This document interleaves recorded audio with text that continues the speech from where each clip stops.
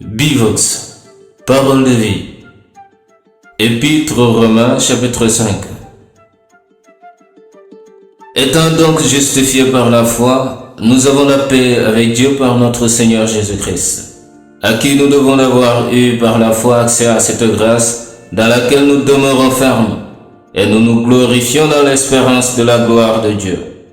Bien plus, nous nous glorifions même des afflictions, sachant que l'affliction produit la persévérance, la victoire dans l'épreuve, et cette victoire l'espérance.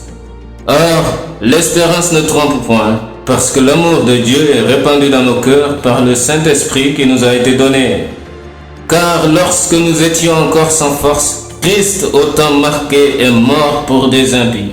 À peine mourrait-on pour un juste, quelqu'un peut-être mourrait-il pour un homme de bien, mais Dieu prouve son amour envers nous, en ce que lorsque nous étions encore des pécheurs, Christ est mort pour nous. À plus forte raison donc, maintenant que nous sommes justifiés par son sang, serons-nous sauvés par lui de la colère? Car si lorsque nous étions ennemis, nous avons été réconciliés avec Dieu par la mort de son Fils, à plus forte raison, étant réconciliés, serons-nous sauvés par sa vie.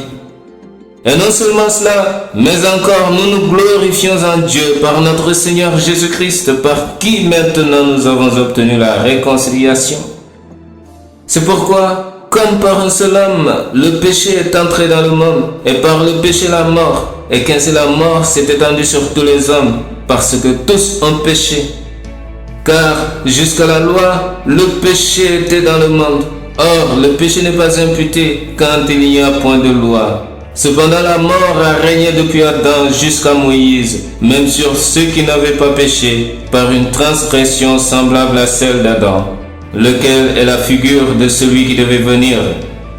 Mais il n'en est pas du don gratuit comme de l'offense, car si par l'offense d'un seul, il en est beaucoup qui sont morts, à plus forte raison la grâce de Dieu et le don de la grâce venant de seul homme, Jésus-Christ, ont-ils été abondamment répandus sur beaucoup. Et il n'en est pas du don comme de ce qui est arrivé par un seul qui a péché, car c'est après une seule offense que le jugement est devenu condamnation, tandis que le don gratuit devient justification après plusieurs offenses. Si par l'offense d'un seul la mort a régné par lui seul, à plus forte raison ceux qui reçoivent l'abondance de la grâce et du don de la justice régneront-ils dans la vie par Jésus-Christ lui seul. Ainsi donc, comme par une seule offense, la condamnation a atteint tous les hommes, de même par un seul acte de justice, la justification qui donne la vie s'étend à tous les hommes. Car comme par la désobéissance d'un seul homme, beaucoup ont été rendus pécheurs, de même par l'obéissance d'un seul, beaucoup seront rendus justes.